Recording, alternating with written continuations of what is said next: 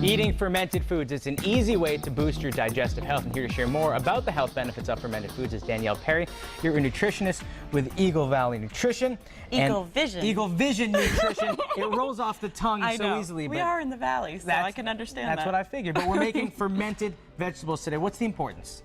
So the importance of fermented foods, there are many. First and foremost is that it helps you with your digestive system. Fermented foods are already partially digested, so it's less work that your digestive system has to do. For example, of a good fermented food that is already partially digested would be yogurt. People who are lactose intolerant can't drink milk, can't eat some cheeses, but can tolerate eating yogurt. Because it's already somewhat digested. It's already somewhat digested. Now, where does this mean? Because a lot of people these days, they're talking about probiotics. Yes. So what are those, and how are those similar or different to fermented foods? So there are good bacteria. Probiotics are essentially good bacteria, or that promotes good bacteria within the gut.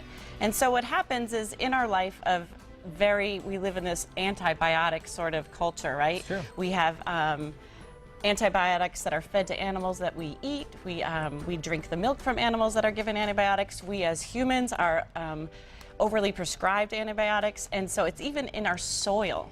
Antibiotics are found in our soil these days. So a lot of them are being stripped out of our bodies, so we need to replenish more and more these days. Exactly. So it's not only killing the good bacteria, it's killing the bad bacteria, it's killing the good bacteria as well. So we're in a bind, so we need to help get ourselves set with fermented foods and things like yogurt. So how does one go about making foods like this? So this is called lacto-fermentation, and basically it's the use of salt with vegetables to be able to ferment them. And so when you ferment them, they have a longer shelf life too. So right now we have an abundance of food that's coming to us that's still growing, and we should take advantage of that. And one way to store it is by fermenting it. And there's this local company which is really, really great. They're out of Greenfield, Massachusetts, and they make extremely tasty fermented foods. Nice. So I highly recommend buying their products, but if you want to experiment with your own, we can show you how to do that as well. Let's try now. So we have some cabbage here. So we have some cabbage here. This is red cabbage.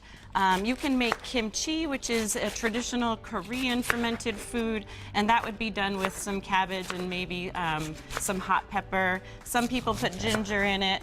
And also that sounds salt. great. Yeah, very tasty. So what we're going to do is just cut this cabbage up.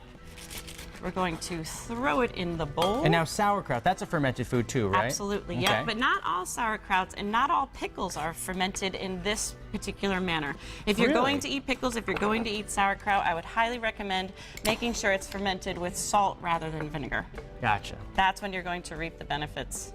So a good amount of salt goes in. Yes, you're going to do about 2.5 tablespoons of salt, and this should fit in about in a quart container.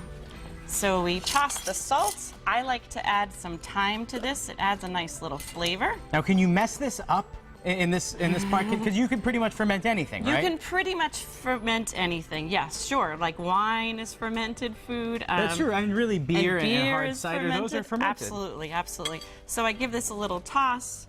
We throw it in the jar. You can mess it up. You can, if too much oxygen gets to it, it will grow mold on it. So I'll show you how to avoid doing that. And despite the fact that it's something that is aging, you need to, make it safe. You need to make it safe. Mold can grow on it, and I've heard various things where a little bit of mold is okay, but then I recently read something that said if it's mold, throw it away. I was gonna say, there's one thing, bad bacteria and good bacteria is one thing. Exactly. Mold, not so much. Seth, want to pour the water right in there? I would love to.